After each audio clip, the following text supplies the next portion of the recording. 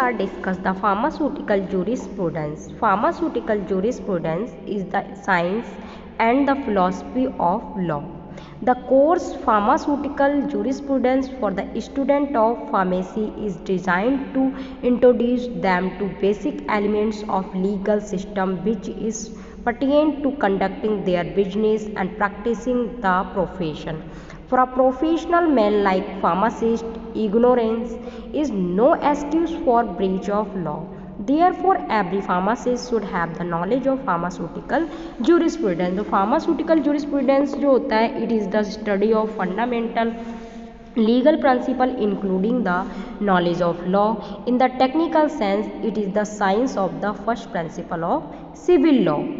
तो क्या होता है ये फंडामेंटल लीगल प्रिंसिपल होता है, study of the law, that is called the pharmaceutical jurisprudence. Purpose of study. तो what is the purpose of study of jurisprudence and pharmaceutical jurisprudence? To aid the practicing pharmacist to understand the legal and ethical responsibility and thereby to avoid the pitfalls that lead to litigation. To avoid, serve as a text, providing the students with some insight into the legal aspect of the practice his her profession. हम syllabus की बात करते हैं अब. First part जो है origin and nature of pharmaceutical legislation in India. Origin कैसे हुआ फार्मास्यूटिकल लेजिस्लेशन का इन इंडिया में, इट्स स्कोप आएगा इसके अंदर, and objectives, evaluation of the concept of pharmacy as an integral part of health care system. Second part है principle and significance of professional ethics. क्या principle है उसके, क्या सिग्निफिकेंस है प्रोफेशनल इथिक्स का. थर्ड पार्ट है फार्मेसी एक्ट 1948 क्या होता है, कि फार्मेसी एक्ट क्यों बना, एजुकेशन रेगुलेशन क्या है, वर्किंग क्या है, सेंट्रल काउंसिल क्या है, इसमें ये सब हम इसमें किस में पढ़ेंगे, फार्मेसी एक्ट 1948 में. Now the fourth part the drug and cosmetic act 1940. हम ड्रग एंड कॉस्मेटिक एक्ट बना जो कि 1940 में, force to be passed in 1940 and its rules comes in 1945. इसमें पढ़ते हैं ड्रग, इसमें वेरियस शेड्यूल्स पढ़ेंगे इसमें हम, लाइक A B C, मतलब ये शेड्यूल क्या है और इसके क्या क्या है. जैसे A है तो उसमें क्या, हम फीस के लिए कि अगर हम रजिस्ट्रेशन क्या है अप्लाई करते हैं तो फर्स्ट एप्लीकेशन फॉर्म जो होता है A. जैसे B क्या होता है, फीस का दिया गया है. C क्या है, स्पेशल बायोलॉजिकल प्रोडक्ट्स के लिए. ऐसे D का आ गया. तो सारे शेड्यूल्स जो होते हैं वो हम ड्रग एंड कॉस्मेटिक एक्ट 1940 में पढ़ेंगे. Now the fifth part the drug and magic remedies act. Objectionable advertisement act होता है एट 1945. इसका क्या है, इसमें होता है जैसे विज्ञापन, क्या एडवर्टाइजमेंट, मैजिक रेमेडीज़ का. तो ये सब हम किस में पढ़ेंगे, drug and magic remedies act. 6 है narcotic drug and psychotropic substance act 1985. 7th है brief introduction of the study of following acts. First जैसे latest drug price control order in force हो जाए, पॉइजन एक्ट हो गया 1919, medicinal and toilet preparation act हो गया 1995, medical termination of pregnancy act 1971, इसे MTP act भी बोलते हैं. Now the first topic of the pharmaceutical legislation in India is the pharmaceutical jurisprudence, in which first topic is come pharmaceutical legislation in India. तो pharmaceutical legislation क्या होता है, legislation means क्या होता है, law intent for regulation and control of various aspect of life. These aspects might be social, economic and political.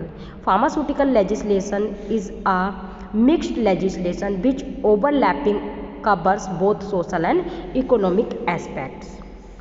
Objective of purpose क्या क्या है, to ensure that the patient receive drugs of require quality tested and evaluated for safety as well as efficacy for their intended use. जो भी medicine ले रहे हैं वो well quality evaluated है, टेस्टेड है. तो ये क्या है, ये सब इंश्योर करने के लिए पेशेंट के लिए.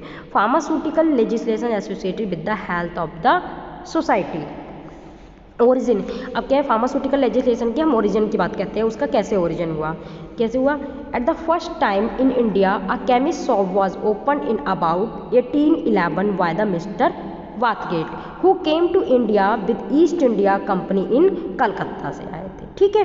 तो इसमें क्या बोलते हैं हम, in 18 first chemist shop was open by the mister Bathgate who came to India East India Company in Calcutta 1910 they have started manufacturing of tincture and spirit.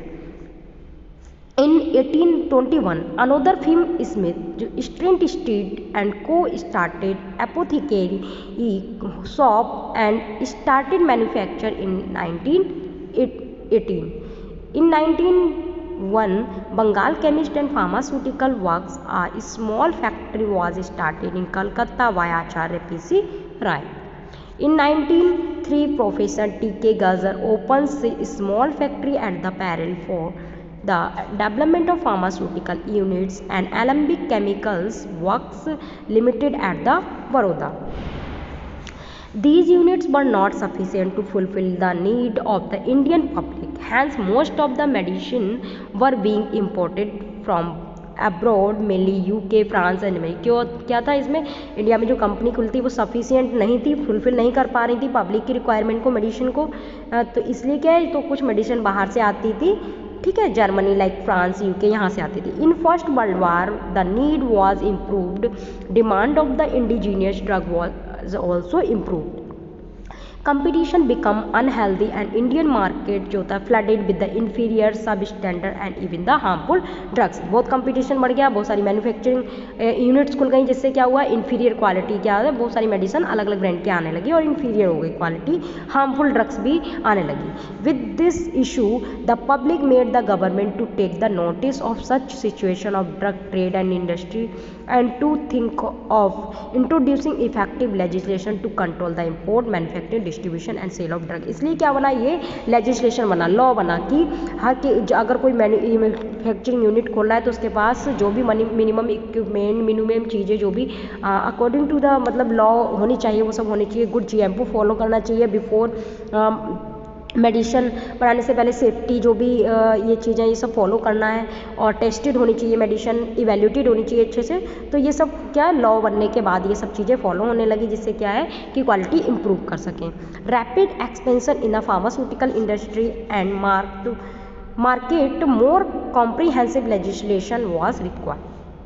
अब क्या है इसमें, हिस्ट्री ऑफ फार्मास्यूटिकल यूनिट्स क्या क्या है, जैसे जो हमने अभी पढ़ा था कि 1811 में मिस्टर बाथगेट आए थे, नेम ऑफ द फाउंडर होगा, यहाँ पर ईयर होगा, नेम ऑफ फाउंडर होगा, नेम ऑफ शॉप या फिर industry, year of commencement in of manufacture होंगे। 1811 में mister Bathgate East India Company से आए थे, इन्होंने फर्स्ट केमिस्ट शॉप ओपन किया इन कलकत्ता में, और 1910 में इन्होंने मैन्युफैक्चरिंग स्टार्ट की थी टिंचर और स्पिरिट बनाना, ठीक है। 1821 में mister Smith Stanistreet and को आए थे, जिन्होंने एपोथेकेरी शॉप खोली थी 1918 में। 1901 में आचार्य प्रफुल्ल चंद्र राय कलकत्ता से आए थे, जो कि Bengal chemist and pharmaceutical works इन्होंने ओपन किया, ठीक है। Now the third 1903 professor T K. Gajjar आए थे, फैक्ट्री ऑफ एट पैरल Alembic chemicals works Baroda start करें। ड्रग इंक्वायरी कमेटी, अब क्या ड्रग इंक्वायरी कमेटी क्या होता है, इसे हम इन शॉर्ट फॉर्म में बोलते हैं DEC और also known as a Chopra committee. तो appointed by the Indian government in 1931, इसमें क्या है, ये 1931 में इंडियन गवर्नमेंट ने अपॉइंटमेंट की थी drug inquiry committee. Committee chairman was लिमिटेड कोल R.N. चोपड़ा, ठीक, इसके चेयरमैन थे, जो ऑल्सो कॉल्ड एज DEC और चोपड़ा कमेटी बोलते हैं हम इसे। The committee was asked to make the inquiries in the said matter and then to make the recommendation for smooth control of manufacture, import, distribution and sale of drug in the interest of public health. Thank you. This is all about pharmaceutical legislation and related to the all syllabus. Thank you.